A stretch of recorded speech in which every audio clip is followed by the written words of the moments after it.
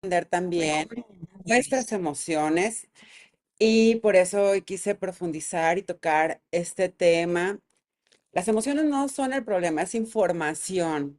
Es lo importante poder comprender nuestras emociones. Así que hoy quiero comenzar esta sesión cambiando una idea que probablemente hemos aprendido durante muchísimos años, que existen emociones buenas y existen emociones malas. Muchos de aquí creo que han entendido eso, ¿verdad?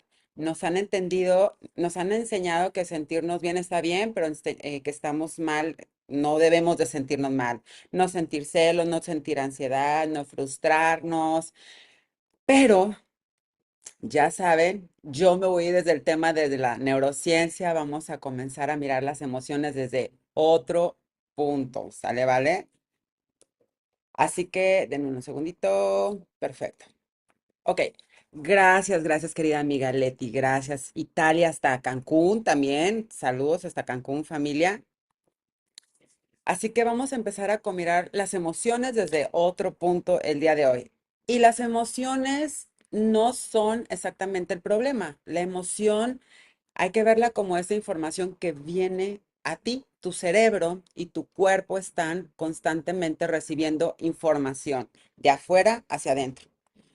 Una mirada, una palabra, un silencio, un mensaje que estamos esperando a veces, una expresión de alguien o una sensación física interna puede adquirir significados y dependiendo de cómo tu cerebro lo interprete, esa emoción, comenzamos a organizar una respuesta. Eso que posteriormente experimentamos como miedo, enojo, tristeza, alegría, tranquilidad, forma parte de un proceso mucho más amplio que involucra al cerebro, el cuerpo, la memoria, el aprendizaje y todo el contexto de lo que tenemos. Por eso, hoy no quiero simplemente enseñarte a controlar tus emociones, quiero que aprendas a comprenderlas, que entiendas, porque cuando solamente la intentamos controlar, solamente estamos sobre ese resultado. Cuando aprendemos a observar cómo se construye una respuesta de tu emoción, entendemos el proceso. Y aquí quiero abrir esta sesión con una pregunta. ¿Y si esa emoción que tanto has querido eliminar durante tantos años no es tu enemigo?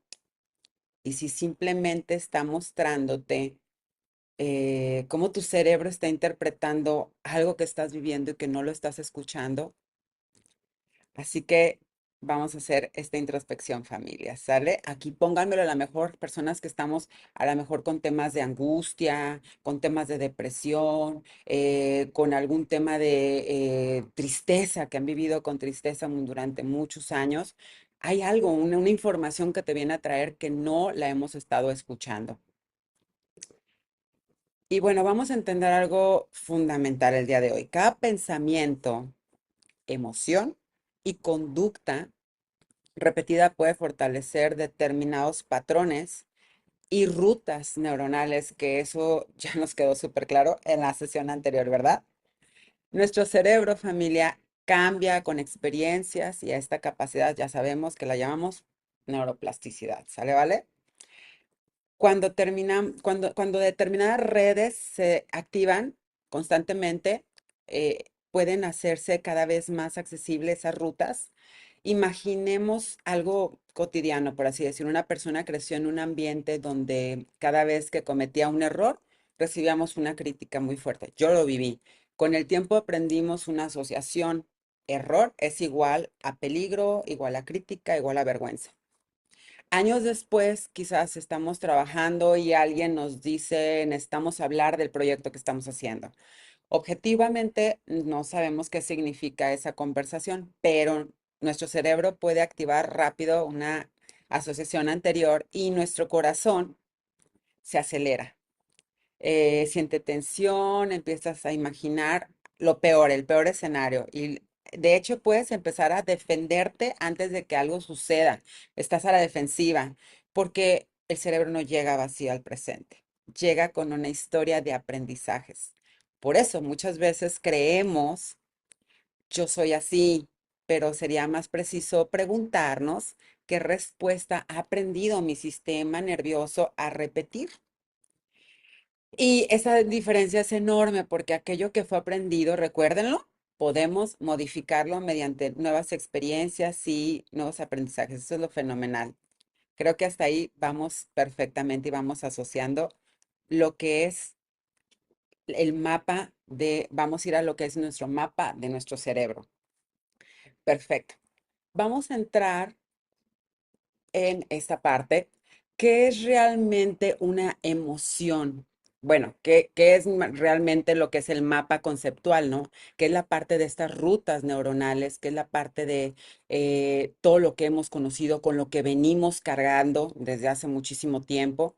Y también, ¿qué realmente es una emoción? Porque aquí esta es la parte donde muchos a lo mejor creemos que lo entendemos ante una interpretación de lo que es una experiencia. Cuando decimos que una emoción es una interpretación del cuerpo, a lo mejor estamos diciendo que no existe una emoción aislada de un punto del cerebro. No existe un botón, fíjense, esto es bien interesante, no existe un botón del miedo, el enojo o de la tristeza. Lo que existe es una red completa de procesos que trabajan simultáneamente. Para que yo pueda decir, tengo miedo, estoy enojado, me siento triste, ya ocurrieron muchas cosas dentro de mi sistema nervioso.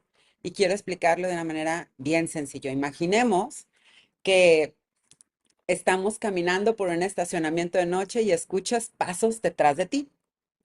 Todavía no sabes quién es, solamente escuchas un sonido, pero a partir de ese momento se pone en marcha todo tu sistema. Primero entra la percepción. Tus oídos captan ese sonido y transforman esa sensación en algo físico y en señales eléctricas que viajan por ese sistema nervioso hacia tu cerebro. Después el cerebro recibe esa información, pero no se limita a un sonido. Necesita responder una pregunta mucho más importante. ¿Qué significa ese sonido para mí? Y aquí entra la primera gran participación del cerebro. El cerebro evalúa relevancia, posible y amenaza. Una de las estructuras que participa en esta evaluación es la amígdala. A la amígdala solamente se le conoce como el centro del miedo, pero eso es demasiado simplificado para poder decirlo. La amígdala participa en detectar qué estímulos son relevantes, a aprender asociaciones emocionales y ayuda a preparar respuestas cuando algo puede ser importante para nuestra supervivencia. Entonces, escuchas esos pasos y de repente puede parecer una evaluación. Esto podría ser peligroso, pero la amígdala no trabaja sola. Al mismo tiempo interviene el hipocampo. Y aquí aparece algo fundamental, la memoria y el contexto. El hipocampo ayuda al cerebro a ubicar una experiencia dentro de un contexto. ¿Dónde estoy? ¿Esto me ocurrió antes? ¿Qué conozco de este lugar? ¿Tengo experiencias anteriores o relacionadas a esto? Imagina que hace año viviste un asalto en un estacionamiento. El sonido actual puede activar asociaciones relacionadas con esa experiencia. No necesariamente porque consciente estés pensando hace 10 años me sucedió. La memoria puede influir en tu respuesta aunque no estés recordando deliberadamente el acontecimiento. Entonces ya tenemos información presente, memoria pasada. Y aquí comienza lo más fascinante. Tu cerebro no solamente recuerda, predice, utiliza lo que ha aprendido para anticipar que podría ocurrir después. Por eso muchas veces nuestras reacciones emocionales comienzan antes de saber qué realmente está sucediendo.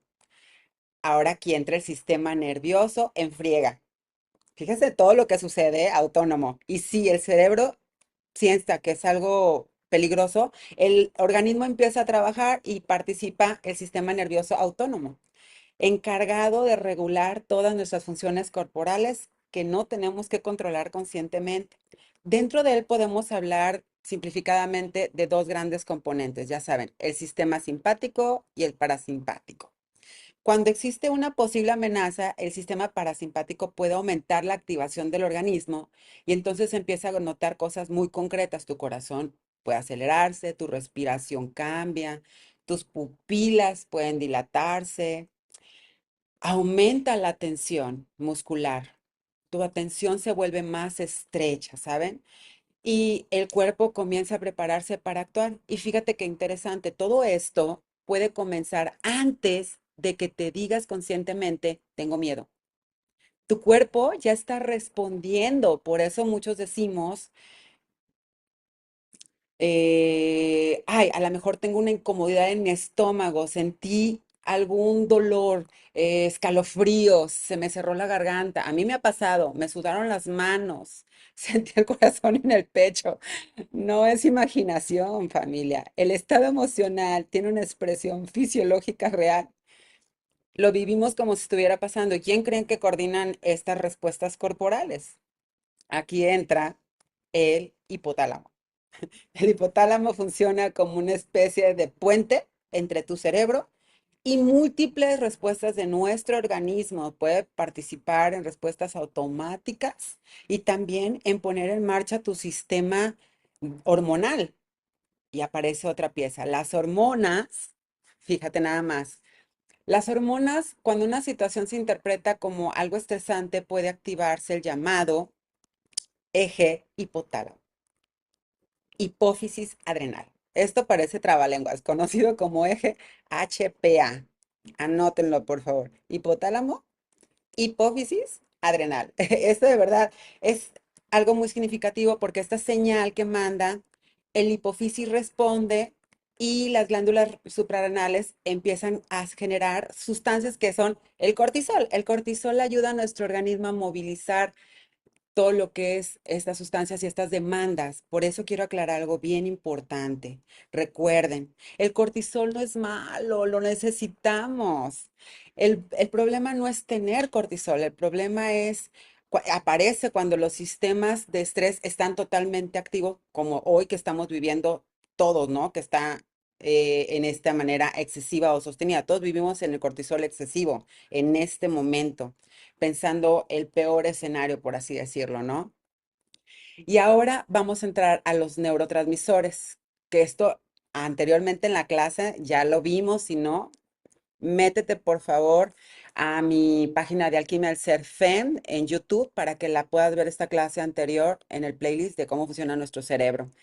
Recuerda, los neurotransmisores son mensajeros químicos, ¿sí? Y esta parte, mediante las neuronas se comunican y diferentes puntos se pueden modular nuestra experiencia. La dopamina, por decirlo, participa en el aprendizaje. La neuroadrenalina en la parte de la alerta, la atención, la vigilancia. La serotonina participa en múltiples procesos de regulación y tu estado interno y conducta. Pero algo que sí tenemos que evitar decir es, la serotonina significa felicidad, la dopamina significa placer. Eso sería demasiado simple poder decirlo. Un neurotransmisor no produce por sí solo una sola emoción. Lo que sentimos emerge de redes completas interactuando, ¿ok? Y bueno, ¿dónde entra el cuerpo? Aquí aparece una estructura cerebral muy importante, la insula. La ínsula participa, entre otras funciones, en algo llamado interosexual. Interocepción. Imagínate que la interocepción es la capacidad del cerebro para decidir y representar información proveniente del interior de tu cuerpo. Los latidos de tu corazón, la respiración, la tensión, todo lo que es la sensación de tu estómago, presión de tu pecho. El cerebro modifica tu cuerpo, por eso todo esto ocurre una conversación extraordinaria desde el cerebro que está modificando todo el cuerpo. Y después del cerebro recibe información de ese cuerpo que acaba de modificar. Es un circuito. Por eso, por eso cerebro y cuerpo no funcionan como dos cosas separadas. El cuerpo forma parte de la construcción de nuestra experiencia emocional. ¿Y dónde entra la interpretación? Aquí llegamos al punto más importante. Volvamos al estacionamiento, de donde empezamos. Escuchaste pasos, tu cuerpo comenzó a activarse, tu cerebro utilizó memorias, contextos, pero nunca volteaste. Y descubres que es tu esposo. En segundos puedes empezar a cambiar toda la historia. ¿Por qué cambió la interpretación? Ya no significa posible amenaza, ahora significa una persona conocida. La información sensorial se revalúa. Los sistemas de alerta pueden disminuir gradualmente y la respiración se regula. El corazón baja la tensión, la presión se regula, el sistema parasimpático ayuda al organismo a regresar a su estado normal. Y fíjate lo impresionante de todo esto. Los pasos nunca cambiaron. Lo que cambió fue el significado que tu cerebro le dio. Por eso la interpretación tiene una participación tan, tan importante en la emoción. Y bueno, espero y vayamos entendiendo, muchos van a decir, pero bueno, Fabi, ¿para qué es toda esta información? Porque todo esto, familia, lo vivimos a diario. Todo esto, familia, es algo de las interpretaciones de algo que no está sucediendo y que nuestro cerebro solamente está contándose una historia. Qué miedo, ¿verdad? Pero bueno. Y bueno, vamos a seguir, familia. Por eso una emoción, familia, no es una debilidad, es un estado neurobiológico complejo que está intentando organizar el organismo frente a algo que el cerebro considera relevante. Y aquí viene una pregunta que conecta perfectamente con todo esto que estamos hablando, familia. Si todo este sistema responde a lo que tu cerebro considera que está ocurriendo, ¿qué pasa cuando la interpretación de tu cerebro no coincide completamente con tu hecho presente que estás viviendo? Por eso, no reaccionamos al hecho, reaccionamos a lo que tu cerebro interpreta que ese hecho significa para ti. Eso, eso de verdad que es algo que estamos viviendo siempre, muchos. ¿Va? Así que reaccionamos a lo que tu cerebro y vamos a ir a algo más profundo, porque esta diapositiva puede vivir dos personas la misma historia y van a tener dos respuestas emocionales totalmente diferentes. Ya entendimos que una emoción involucra a tu cerebro, a tu sistema nervioso, a tu cuerpo, a la memoria, a neurotransmisores y todo lo que te acabo de platicar, ese sistema que trabaja simultáneamente. Pero ahora viene una pregunta más importante. ¿Qué determina qué emoción voy a experimentar? Porque si las emociones solamente fueran una consecuencia directa de lo que ocurre afuera, todos deberíamos de reaccionar prácticamente igual. ¿Estamos de acuerdo? Frente a los acontecimientos. Y sabemos que eso no sucede. Dos personas reciben la misma crítica, uno se derrumba y quizás el otro dice, puedo mejorarlo, ¿no? Dos personas terminan una relación, una lo interpreta como ya no, bueno, nadie más me va a querer y la otra me duele muchísimo, va a decir, pero quizás esta relación ya había terminado su ciclo. El acontecimiento puede ser parecido, pero las experiencias pueden ser totalmente diferentes. ¿Por qué? Porque entre lo que ocurre y entre lo que sentimos existe un proceso fundamental. El cerebro necesita darle significado a lo que ocurre. Y aquí quiero que entendamos algo fascinante del cerebro. Nuestro cerebro no es solamente una cámara que está registrando la realidad. Nuestro sistema nervioso recibe información sensorial y completo y está constantemente interpretando. Así que utiliza entrando por nuestros sentidos, pero también utiliza contextos de memoria, aprendizaje previo y expectativas de qué es lo que está ocurriendo y la importancia que tiene para nosotros. En otras palabras, no solamente percibimos, volvemos al punto de nuevo, interpretamos. Y bueno, y aquí vamos a entrar porque en el tema del cerebro predictivo, que ya hemos hablado la vez pasada, nuestro cerebro anticipa constantemente a lo que probablemente puede suceder, ¿sí? Esto tiene una enorme ventaja, puede ser, pero si nuestros antepasados tuvieran que esperar a comprobar completamente si un ruido entre los arbustos a lo mejor era peligroso antes de reaccionar, probablemente muchas veces había sido demasiado tarde, ¿estamos de acuerdo? El cerebro utiliza experiencias anteriores y señales actuales para hacer una predicción. El problema es que esa maravillosa capacidad predictiva también participa en nuestra vida emocional. Entonces el cerebro no solo pregunta qué está pasando, también pregunta qué creo que probablemente esté pasando o pueda pasar. Y estas dos cosas no siempre son iguales. ¿De dónde salen estas predicciones? Y aquí vamos a volver a la memoria. Imagínate que una relación anterior viviste abandono, infidelidad, rechazo, tu cerebro aprendió determinadas asociaciones.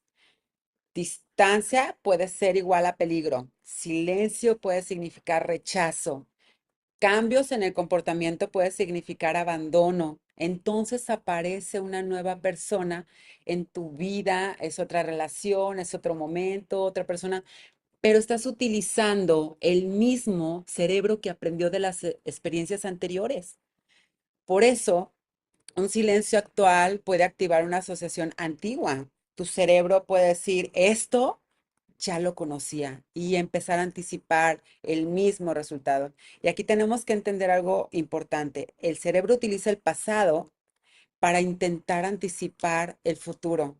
Esto es extraordinario, pero también puede ser que interpretemos algo presente desde un modelo construido en experiencias pasadas que no puede ser algo muy favorable.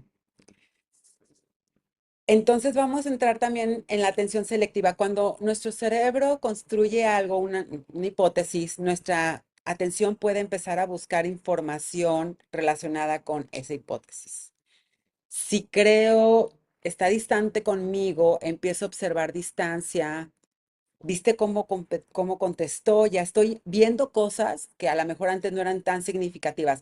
Antes solo me mandaba corazones y hoy solamente me puso ok. Antes me marcaba a las 8 y ahora ya me marca después de las 8. A ver, ¿cuántos de aquí están atentos a ese tipo de detalles donde empezamos a ver cosas donde no las hay? Y empezamos a reunir evidencia, pero quizá dejamos de observar información desde nuestra interpretación. Esto es bien importante porque nuestras expectativas pueden influir, fíjate, o sea, en aquello que prestamos atención y en cómo lo empezamos a interpretar. Y así podemos reforzar nuestra propia historia, historia que traemos al presente. Y eso es de miedo, la verdad. Y vamos a entrar en el tema transformador. Eso no significa que todo está en nuestra cabeza. Tampoco significa que todos los problemas sean solamente una interpretación. Hay situaciones objetivas peligrosas y dolorosas, amenazantes. Si alguien te agrede, existe un acontecimiento real. Si pierdes a alguien, existe una pérdida real. Si existe una noticia que llega, hay un hecho real. No es negarlo. La idea es comprender que además del acontecimiento, el cerebro construye significado sobre ese acontecimiento. Y ese significado influye profundamente en nuestra experiencia emocional. Y aquí, pues bueno, aparece también la posibilidad de la conciencia. La próxima vez que experimentes una emoción, en lugar de preguntarte por qué me siento así, haz una pausa y separa dos cosas. ¿Qué ocurrió realmente? Y después, ¿qué estoy interpretando que significa en realidad lo que sucedió? Esta diferencia puede parecer pequeña, pero es enorme, porque quizás el hecho es no respondió y la interpretación es no soy importante. Esa es tu interpretación. El hecho puede ser es no me eligieron para ese puesto, la interpretación es no soy suficiente. Tu interpretación. El hecho puede ser, esta relación terminó, la interpretación para alguien puede ser, nadie más me va a amar. Te puedes fijar cómo pasamos de describir un acontecimiento a construir una identidad. Y allí es donde está, donde toda esta información que estamos empezando a preguntar, ¿qué emoción estoy sintiendo? Y empiezo a convertirla desde qué historia aprendizaje o creencia estoy interpretando todo aquello que acaba de suceder. Eso empieza a darle un giro. Así que entre el hecho y la emoción existe todo un proceso de interpretación, familia. El cerebro recibe mucha información todo el tiempo, la compara con información anterior, utiliza memoria, contextos, genera expectativas, evalúa qué significa para nosotros y el cuerpo responde. Y finalmente, pues aparece nuestra experiencia emocional. Así que Ahora, la siguiente pregunta es inevitable, familia. ¿Cómo ocurre todo este proceso? ¿Cómo pasa nuestro cerebro de recibir un estímulo a construir una emoción? Y bueno, de aquí estamos pasándonos a entender cómo es que nace y se presentan estas emociones, ¿sale? Nuestro cerebro no llega vacío a ninguna experiencia familiar. Cada vez que ocurre algo en nuestra vida, el cerebro va a disponer de información acumulada, de experiencias anteriores, para intentar comprender qué está pasando en este momento. Esto tiene mucho sentido desde la supervivencia. Imaginen que cada mañana tuviéramos que aprender nuevamente qué significa el sonido de una alarma, cómo conducir, qué representa una emoción de enojo, qué sucede cuando tocamos algo caliente. Sería imposible. El cerebro aprende precisamente para no tener que empezar desde cero cada vez. Entonces, cuando aparece una situación nueva, utiliza información previa para poder reconocer patrones, anticipar y tener una respuesta. Podríamos decirlo de una manera muy sencilla, por así decirlo. Tu cerebro utiliza el pasado para intentar poder interpretar el presente. Y esto es maravilloso, hasta que tu pasado empieza a parecerse demasiado a este presente todo el tiempo.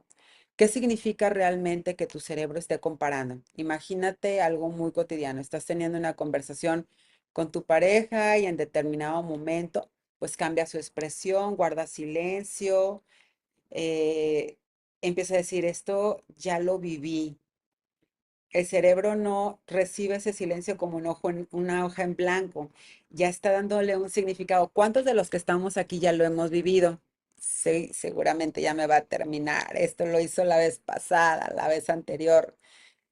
Y para hacerlo, utilizar el contexto un poquito más claro, inmediatamente ese significado ya lo tenemos claro desde un contexto pasado. Entonces, si desde el pasado ese silencio fue seguido de conflictos, rechazos, abandonos, castigo, tu cerebro puede reconstruir todo esto como una señal y este silencio va a reconocerlo, estas características como algo muy familiar y esto se parece a aquello que ya viviste anteriormente.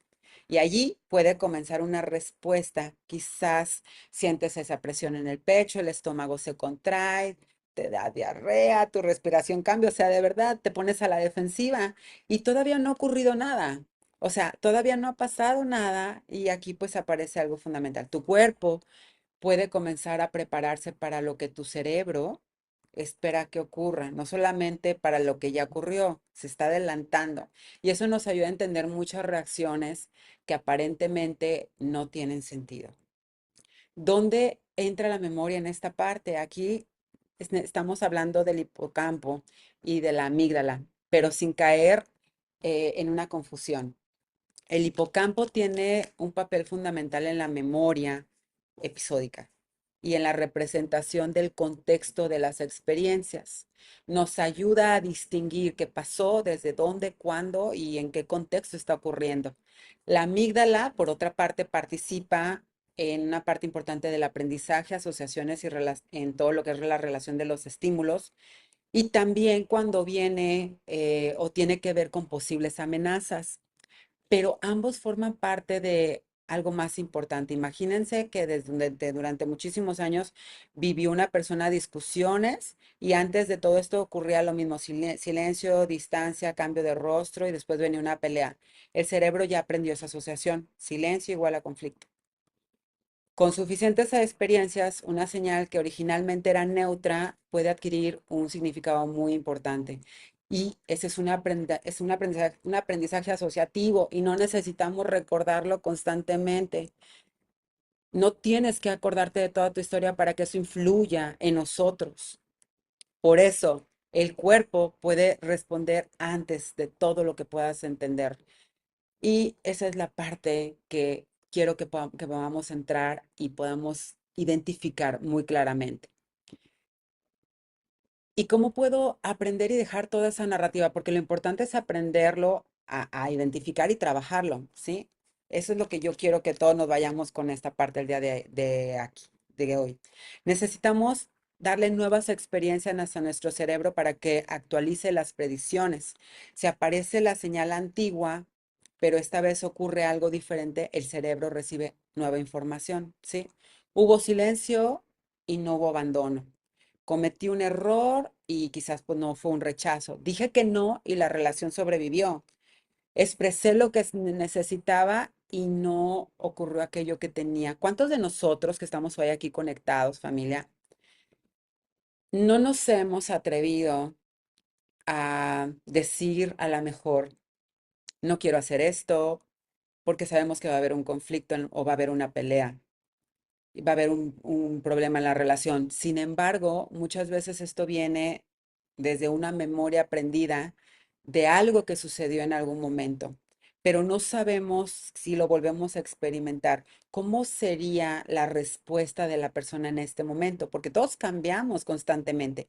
¿Qué pasaría si en este momento hoy me animara a decirle a esta persona, sabes que hoy no quiero hacer esto? ¿Qué sucedería? Porque ya no es la misma persona, a lo mejor podría tener una reacción diferente y allí la memoria podría cambiar. Y esto es algo de lo que desde la neuroplasticidad nos invita y nos empuja a que podamos hacerlo. Así que cuando nuevas experiencias se repiten en nuestro cerebro, sus modelos también cambian y esto está relacionado con procesos de extinción y aprendizaje de seguridad. Y aquí quiero enfatizar algo muy importante. No significa necesariamente que desaparezca este aprendizaje anterior. Muchas veces se construye uno capaz de construir, de competir con la respuesta anterior. Así podemos hacer una pausa y podemos hacer un cambio. Y quiero hacer una pregunta aquí, familia, para que podamos empezar a interactuar y fluir un poquito. Sé que muchos que van manejando, muchos a lo mejor están arreglando, pero bueno, ¿alguna vez tu cuerpo ha reaccionado antes de que tú entendieras por qué? ¿Alguna vez alguna persona te ha dicho algo completamente normal? ¿Sentiste una reacción enorme? Una mirada, a lo mejor un silencio, una crítica, que a lo mejor la persona no respondió a algún rechazo y, y tu cuerpo lo reflejó alguna vez. Bueno, aquí es una pregunta donde debemos de hacérnoslo. ¿Esto es algo que está reaccionando desde el presente o desde el pasado? ¿Te activó algo en tu cerebro en este momento? Y bueno, los voy a leer aquí a los que vayan escribiendo, familia. Esta es una pregunta muy poderosa, familia, porque a veces muchas de las ocasiones que nos preguntan cosas o que hay un silencio, que hay una crítica, no la tomamos totalmente personal, como si estuvieran hablando de nosotros, o quizás, y quizás nunca es hacia tu persona, es una opinión que se está dando sobre lo que la persona piensa, pero la mayoría estamos pensando que es una crítica hacia nosotros por algo que una memoria se activó, ¿sí? Entonces... No estoy aventando pedradas, familia, solamente es para que interactuemos. Si quiero que te lleves esto porque la comparación siempre está utilizando este contexto para asociar rápidamente el presente. Eso nos protege, nos permite aprender, nos permite anticiparnos, pero sí, también entiendo que puede ser útil en algún momento y en este momento ya no funciona, ¿sale, vale? Y justamente por eso necesitamos ver el siguiente componente, que es esta. ¿Qué ocurre cuando nuestro cerebro detecta esta posible amenaza? Muchas veces nuestro cuerpo responde antes de que nosotros estemos ya en todo esto, ¿no? Que estamos viviendo, familia. Así que primero reaccionamos y después lo explicamos. Muchas veces pensamos que que sabemos cómo nos estamos sintiendo y por qué, pero nuestro cerebro no siempre funciona de esa manera. Ante estímulos que considera relevante, puede empezar a preparar una respuesta antes de que tengamos una explicación consciente y detallada de lo que está pasando. Pensamos en algo cotidiano, vas caminando y de pronto puedes escuchar un golpe fuerte y antes de saber qué ocurrió, volteaste, tu cuerpo se tensó, tu corazón cambió de ritmo y volteas y ves que se cayó un objeto. Esto a mí me ha pasado muchísimas veces, familia. Fíjate el orden de todo eso. Tu organismo no esperó a que terminaras de organizar toda esta situación. Primero detectó que había algo potencialmente importante, orientó tu atención y preparó el cuerpo. Después llevó información suficiente, ¿sí? Para reinterpretar lo sucedido. No hay peligro, solamente se cayó algo. Esto ocurre porque tu cerebro tiene un sistema capaz de procesar rápidamente información relevante. Estructuras como la amígdala participan en detectar y aprender la relevancia de determinados estímulos, mientras otras redes van integrando información sensorial, familia, memorias, contextos provenientes del cuerpo. No existe simplemente un cerebro emocional que actúa primero y un cerebro racional que llega después. Esta explicación es simple. Lo que existen son múltiples sistemas trabajando en distintas velocidades. Cuando el cerebro detecta que algo puede requerir una respuesta, también puede modificar el sistema nervioso autónomo. Por eso también cambia la respiración, aumenta tu tensión muscular, puede acelerarse el corazón y nuestra atención se dirige a aquello que puede ser muy importante. Muchas de estas modificaciones pueden ser antes de que podamos poner en palabras contexto qué está sucediendo y qué estoy sintiendo. Y esto nos ayuda a comprender algo profundamente humano. A veces reaccionamos y solamente después tratamos de explicar por qué reaccionamos así. Seguramente alguna vez has contestado de una manera muy fuerte y unos minutos después has pensado, ay, ¿por qué reaccioné así? ¿Sabes? Si no era para tanto. Esto, a ver, pónganme aquí por favor de los que están aquí conectados. ¿Cuántos de los que de verdad hemos a veces que estamos en esos 5 minutos de tensión? A mí me ha pasado, lo he hecho con mi hija, ¿saben? Llega, me pregunta algo y en ese momento así como de respondo fuerte, de acelere. Y después digo, ay Dios, pero si no era para tanto, ¿sabes? Bueno, yo sé que muchos de los que están aquí, han reaccionado en algún momento. Yo, Charlie, claro, claro que sí, amigo. Alguien te hizo un comentario y apenas ni siquiera termino el comentario y ya están respondiendo en esa amenaza y lo tomamos de verdad tan a pecho. Contestaste levantando la voz, te alejaste y después cuando pues ya ibas en esa bajada de intensidad, dijiste, yo conozco a varios que ya hoy ya aquí están levantando la mano, gracias, le dicen la mecha corta y no significa, no estamos exponiendo a nadie, familia, no significa que durante esos segundos hayas dejado de tener capacidad de pensar. Significa que tu cerebro estaba priorizando información que era relevante y tu estado de reacción estaba en esa interpretación y tu conducta en una información. Y aquí podemos conectar con todo esto de la memoria. Imagínate que durante muchos años recibimos crítica y cada vez que cometíamos un error, nos dijeron, híjole, muchas veces yo lo viví, ¿no? Otra vez te equivocaste, ay, te envases otra vez el vaso de agua. Eso me pasaba muchísimas veces, familia, ¿no? Saben. Bueno, con el tiempo tu cerebro puede aprender entre crítica y amenaza real. Muchos años después tu cerebro te dicen a lo mejor lo podemos hacer de otra manera. La frase actual no necesariamente contiene algo diferente, pero el cerebro no procesa solamente esas palabras. Dispone de una historia de aprendizaje y puede aparecer una respuesta muy rápida y es normal. Pienso que soy incompetente. No tengo la capacidad de hacer este trabajo. Tu cuerpo se tensa y respondes. Muchos de los que están aquí lo hemos hecho, ¿no? Hombres sobre todo con las mujeres. Pues hazlo tú. Pues si no te gusta cómo hago el trabajo, pues hazlo tú. Porque a veces podemos ser muy, ¿cómo le podemos decir? Podemos ser muy, cuchillito, muy tijeritas, ¿no? Entonces, cuando sentimos que alguien nos está atacando, la mayoría de las personas podemos decir, bueno, cuando ya me molesta y me incomoda, la respuesta es, hazlo tú, ¿no? Y la persona a lo mejor solamente te estaba haciendo una sugerencia. Cuando recuperas un estado de menor activación, puedes preguntarte por qué reaccioné así. Y entonces la mente puede construir una contestación de es que me habló feo, es que siempre quiere corregirme. Ya sé que muchos de los que están aquí, ya sé que empiezan a contestar, es que me hizo sentir que no sé hacer nada. Algunas de estas explicaciones, familia, puede contener información válida, pero otras solamente es un intento de tu mente por darle sentido a una reacción que empezó antes de analizar un escenario real. Y bueno, los leo. Aquí dice Rubén, cierto, Charlie, exactamente. Sí me ha pasado, sí me ha pasado. Yo sé que sí les ha pasado, familia, yo lo sé. Y bueno, aquí aparece una de las capacidades más importantes, familias, para poder desarrollar, aprender a crear un pequeño espacio entre la acción y la activación, familia. No es necesariamente impedir la primera reacción del organismo. Si algo te asusta, probablemente no vas a poder decirle a tu corazón, espera, todavía no hemos organizado la situación, no latas tan fuerte, pero sí puedes aprender a reconocer mi cuerpo está activado. Estoy sintiendo enojo, estoy sintiendo miedo, estoy interpretando esto como un rechazo. Y antes de actuar, preguntarnos, ¿necesito responder en este momento?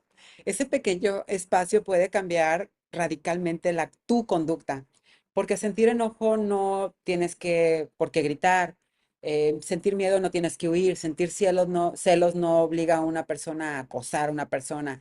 Entonces, empezar a identificar la primera reacción es en ver cómo podemos tener esa respuesta y que progresivamente sea un espacio de aprendizaje y regulación.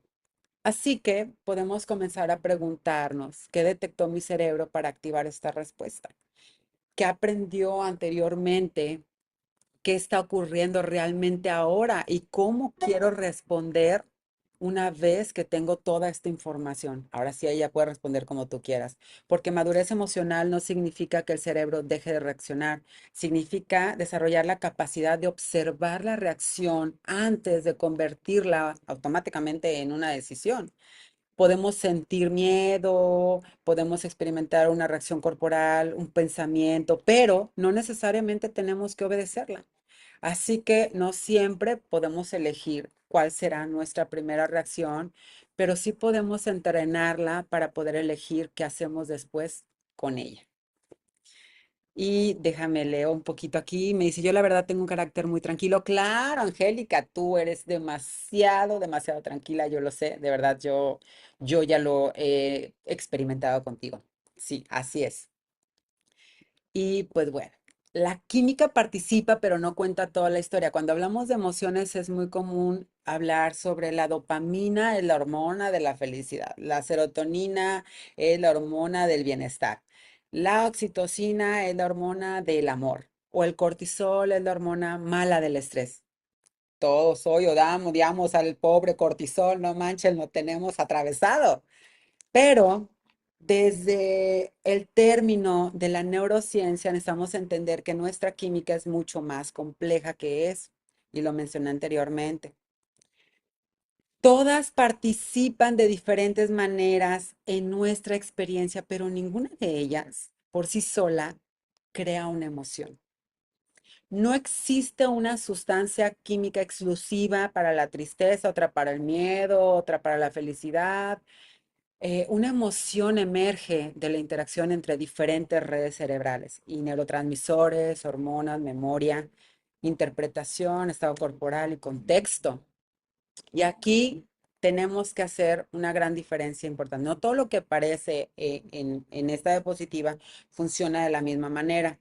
La dopamina y la noradrenalina y la serotonina pueden funcionar como neurotransmisores importantes en tu sistema nervioso, aunque algunas moléculas pueden cumplir diferentes funciones desde donde se liberan. El cortisol es una de las hormonas producida por las glándulas suprarrenales, ¿sí? Y la oxitocina es una, ¿cómo lo podemos llamar? Es un neuropéptido que puede actuar desde el cerebro hormonalmente, desde el organismo. Esto nos muestra que hablamos ya de una química de las emociones. Estamos hablando en realidad de varios sistemas comunicándose simultáneamente, comenzando desde la parte de la dopamina, ¿no? Durante muchos años se ha popularizado que dopamina es igual a placer, pero la dopamina tiene muchísimo más que ver con todo esto, motivación, aprendizaje y todo eso que nos han dicho. Imaginen que recibimos una notificación del teléfono. La dopamina no aparece simplemente cuando tengo felicidad. La dopamina por así decirlo, participa en aprender qué señales predicen algo importante y en motivarnos a buscar, ¿sí?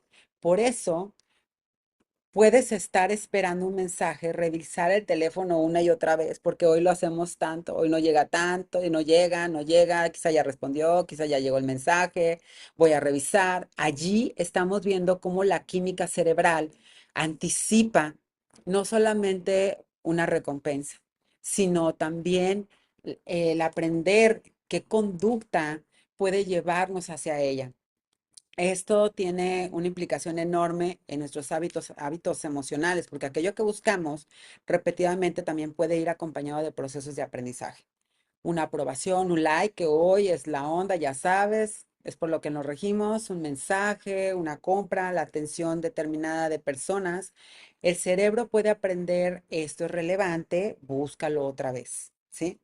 Por eso la gente es tan adicta al celular. La dopamina entonces no es solamente felicidad, participa en aquello que el cerebro aprende a perseguir. Ahora, la noradrenalina. La noradrenalina está muy relacionada con alerta, vigilancia, atención y preparación para tu respuesta. Imagínate que estás tranquilo en casa y escuchas el golpe fuerte, en segundos cambia tu atención, tu cuerpo se prepara, ya lo dije anteriormente, los sistemas participan en aumentar nuestra capacidad para detectar información relevante. Y esto explica algo muy interesante en nuestras emociones. Cuando estamos muy activos emocionalmente, nuestra atención cambia. Si estoy preocupado porque creo que alguien me está rechazando, comienzo a detectar más las señales relacionadas con ese posible rechazo. La mirada, el silencio, las palabras, mi cuerpo está como, pon atención aquí porque esto puede ser importante. Entonces, la noradrenalina no es solamente ansiedad, es parte de un sistema que nos ayuda y al organismo a aumentar alertas y atención cuando algo requiere nuestros recursos. Ahora, vamos al cortisol. Y aquí quiero romper todo mito sobre el pobre cortisol. El cortisol no es malo, necesitamos el cortisol. El cortisol forma parte de un sistema fundamental para nuestra adaptación al estrés.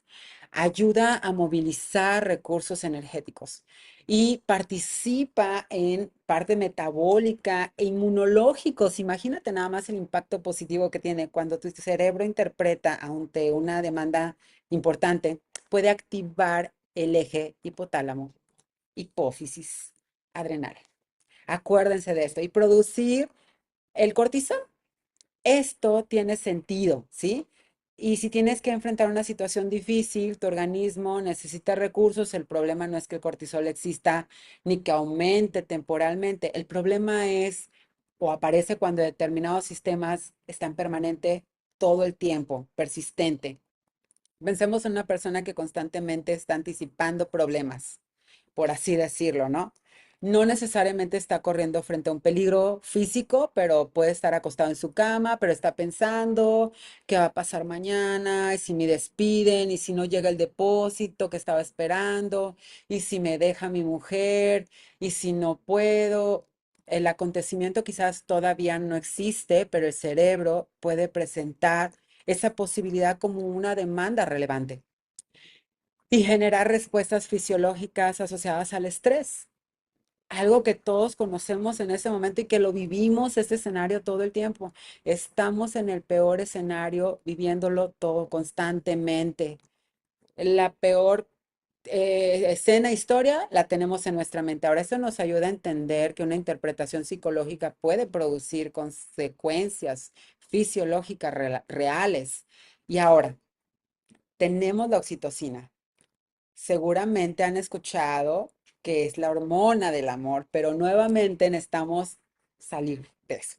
La oxitocina participa en procesos relacionados con vínculos sociales, afiliación, eh, conducta maternal, reproducción y procesamiento de señales sociales, entre otras cosas, ¿sí?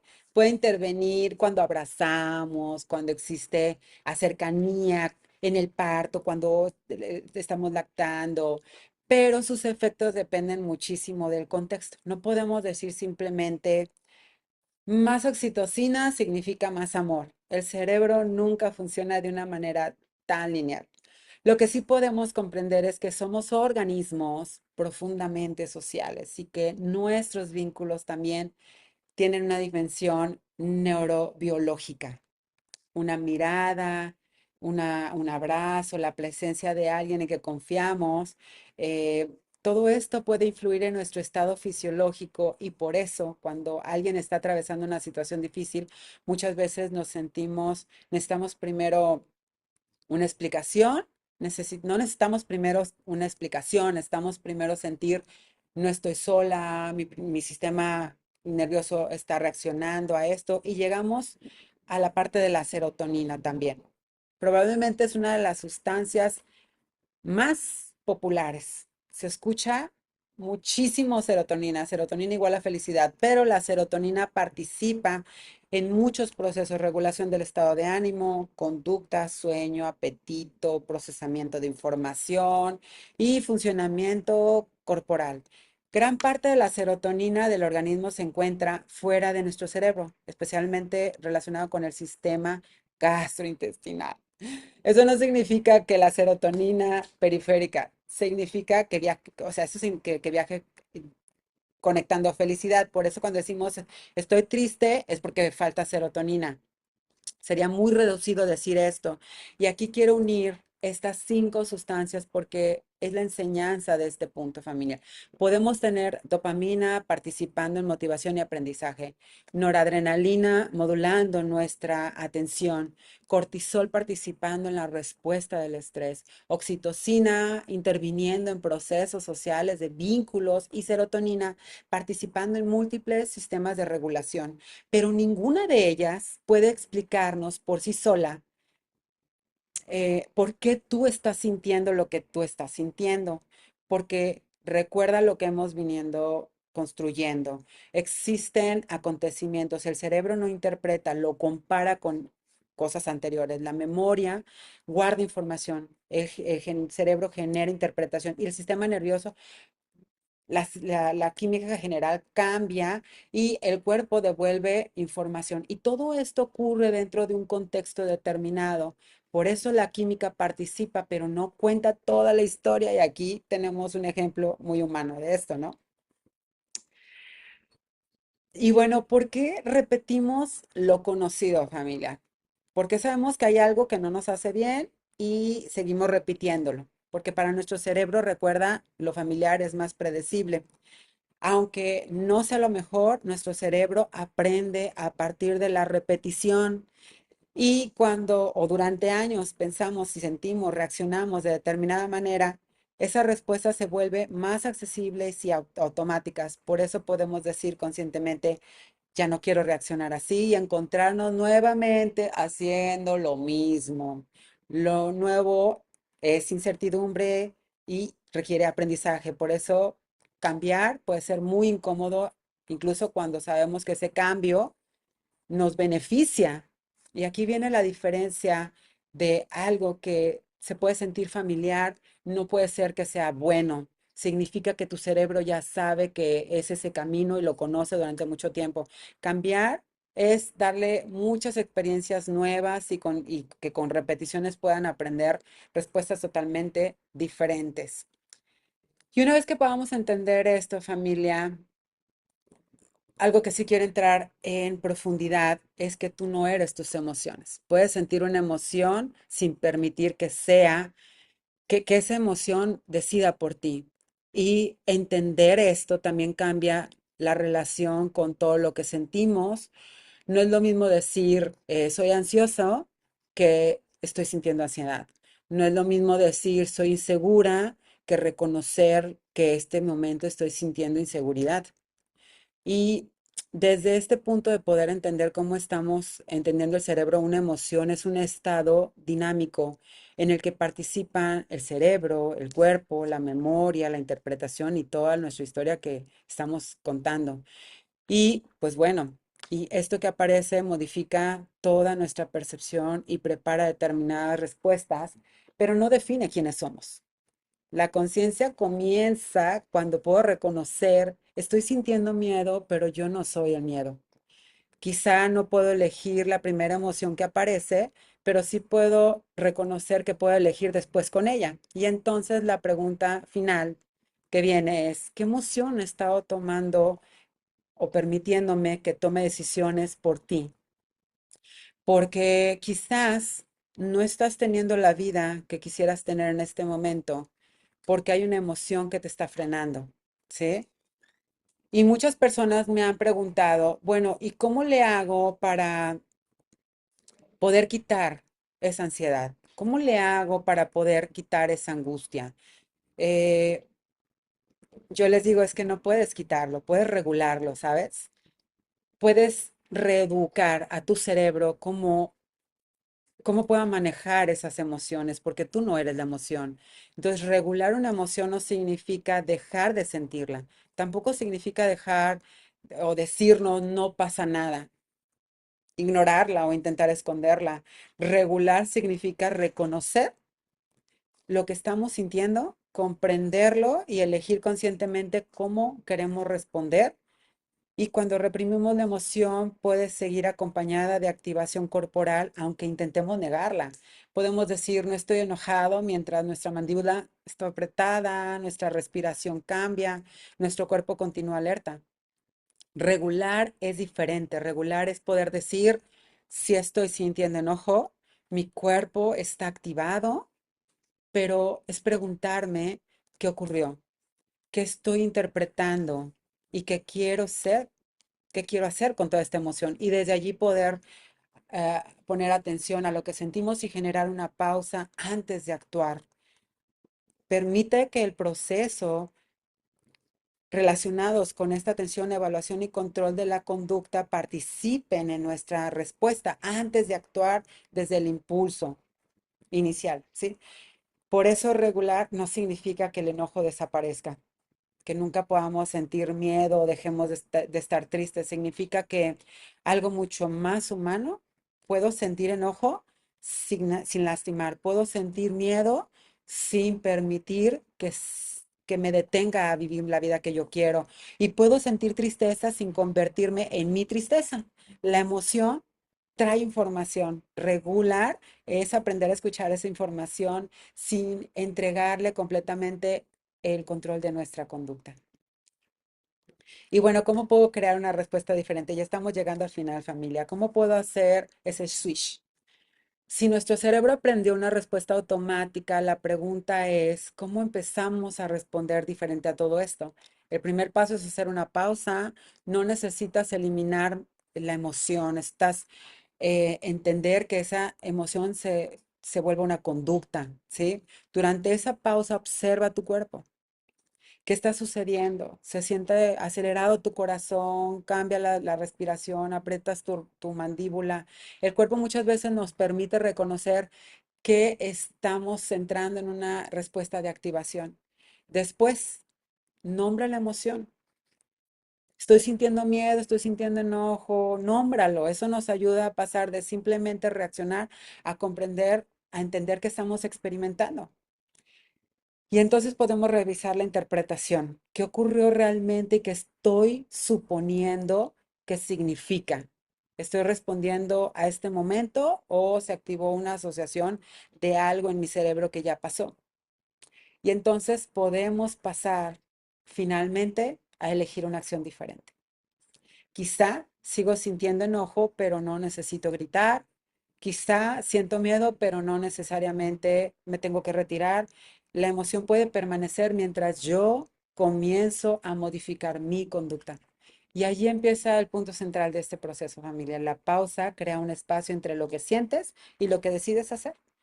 Y cada vez dentro de estos espacios eliges una respuesta totalmente diferente. Estás ofreciéndole a tu cerebro una nueva experiencia con repetición. Esa nueva experiencia también puede convertirse en un gran aprendizaje. Y bueno, ya estamos llegando a nuestro final, familia, de nuestra sesión. Después de todo lo que vimos hoy, quiero que te quedes con algo muy importante. Tus emociones no son el problema, es información. Hoy comprendimos que detrás de una emoción existe mucho más de lo que vemos. Existe un cerebro que interpreta, una memoria que compara, un sistema nervioso que responde, un cuerpo que se activa y una historia de aprendizaje que muchas veces influye en la manera en que estamos viviendo el presente. Y quizás por eso durante años hemos intentado cambiar desde el lugar equivocado. Intentamos dejar de sentir miedo, dejar de enojarnos, dejar de sentir inseguridad, cuando el verdadero trabajo no es necesariamente o consiste en quitar todo eso y anularlo, sino aprender a reconocerlo sin convertirnos automáticamente en nuestras decisiones. Porque sentir miedo no significa que tengas que detenerte o sentir enojo que tengas que reaccionar, ¿sí? O inseguridad, que no seas capaz de hacer las cosas. La emoción va a aparecer y tú puedes aprender a crear un pequeño espacio donde preguntas qué estoy sintiendo, qué estoy interpretando, qué estoy intentando, mi respuesta automática y que en realidad qué quiero hacer. Y por eso quiero cerrar hoy con esta frase. La transformación no comienza cuando dejas de sentir, comienza cuando dejas de obedecer automáticamente a todo lo que sientes. Pero bueno, todavía nos hace falta una pieza porque hoy descubrimos que nuestras emociones están completamente a todo lo que estamos conectados y a lo que vivimos. Y la siguiente pregunta es inevitable. ¿De dónde vienen esas interpretaciones? Porque frente a una situación, alguien piensa, no soy suficiente, porque a otra persona piensa, me va a abandonar, porque otra persona piensa como un error, como un aprendizaje, y otra persona lo siente como un fracaso. Aquí entran con una capa mucho más profunda, nuestras creencias. Así que el próximo jueves en este espacio vamos a comprender cómo se construyen esas creencias, cómo nuestro cerebro puede convertirlas en filtros desde las cuales interpretamos nuestras realidades y por qué muchas veces creemos que estamos viendo el mundo como es, cuando también lo estamos viendo desde aquello que hemos aprendido a creer. Porque primero comprendimos nuestro cerebro, hoy comprendimos nuestras emociones y vamos a entender nuestras creencias. Y cuando empezamos a entender todas estas fusiones, entendemos desde dónde nacen muchas de las decisiones, patrones y respuestas que han estado construyendo la vida que hoy estamos viviendo. Así que familia, pues de verdad hoy fue un espacio maravilloso para poder compartir con ustedes. Espero de verdad una hora exactamente fue casi lo que nos llevamos, haya sido de su agrado todo esto que hoy les compartí con muchísimo amor, familia. Así que muchas gracias. No sé si alguien tenga alguna pregunta, algún comentario. Quedó muy claro todo, familia. Muy, muy claro, amiga. Perfecto, Gracias, perfecto, familia. gracias. Es un placer, como siempre, ya lo saben. Recuerden que se queda guardado bueno, en mi página de Alquimia del Ser FEM de YouTube. Por algo que hayan entrado ya después, se queda ahí guardado para que puedan ver las repeticiones. Y también, si no alcanzaron a ver la anterior de cómo funciona tu cerebro, pues también lo pueden ver. Nos vemos el próximo jueves, familia. Deseo que tengan un excelente día. Los abrazo. Gracias a todos los que se conectaron. Gracias, amiga. Bendiciones para todos. Igualmente, gracias, chicos.